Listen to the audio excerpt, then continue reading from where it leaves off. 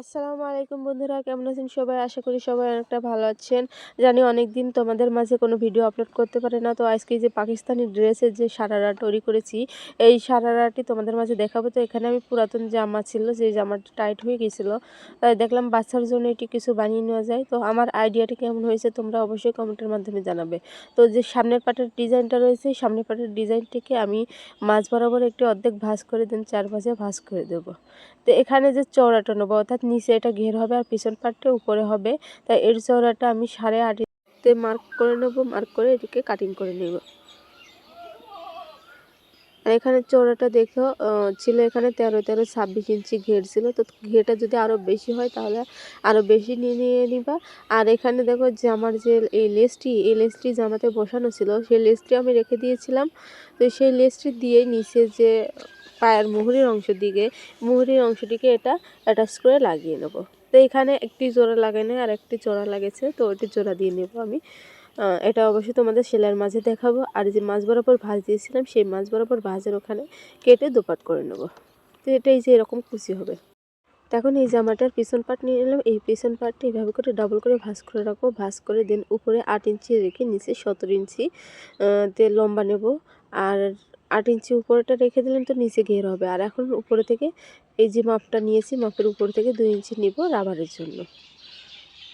তারপরে এখানে চওড়া যা আছে আমি টোটালি চওড়া দিয়ে দিলাম।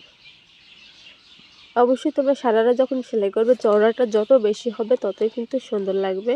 আর এখানে যে হিপটা নেব, অর্থাৎ হাইটা নেব, এই হাইটা নিতে হবে হিপের 6/1 যোগ 1 ইঞ্চি। তো এখানে আমি 8 ইঞ্চি এবং যে রাবার ঘর সহ 10 ইঞ্চিতে নিয়েছি। আর মুহুরিটা নিয়েছি এখানে 6 ইঞ্চি এবং 1 ইঞ্চি এক্সট্রা সেলাইয়ের জন্য নিয়ে এখানে দুপাট করে নেব। দেখো এটা কিন্তু হয়ে গেছে। আর এখানে যে সারার নিচের এই কুচিটা, এটা হয়েছে। তো এখন আমি সেলাই ঘরে চলে আসলাম। ওই সেলাই করার জন্য প্রথমে আমাদের এই যে লেসটা রয়েছে, এই বর্ডারটা আগে নিচের ঘেরের অংশে আগে সেলাই করে নিতে হবে। তো প্রথমে এটাকে আমি উল্টো করে নেব এবং যে লেজের পাটটা রয়েছে লেসটাও উল্টো করে নিয়ে দেন যে কাতার রয়েছে এই কাতারে সেলাই করে নেব। সেলাই করে তারপরে আবার এটাকে সুন্দর করে উল্টিয়ে নিয়ে এসে এর উপর চাপ সেলাই বসিয়ে দিলে দেন কিন্তু লেসটা বসানো হয়ে যাবে। তো দুটাই একইভাবে করে সেলাই করে নেব। সেলাই করার পরে এখানে তোমরা সাধারণ যে সাদা সেলাই রয়েছে এই সেলাইটা দিয়ে সেলাই করে নিয়ে তারপরে কিন্তু সুতার মাথা ধরে টান দিলে সুন্দর কুচি হয়ে যাবে, যদি সেটা সফট এবং নরম কাপড় হয়। এখানে যেহেতু একটি অনেক হাড়ি কাপড় ছিল, এতটাও সহজ ছিল না সেলাই দিয়ে করা, তাই আমি এখানে ছোটো ছোটো করে কুচি করে নিলাম দুটো পাটেই।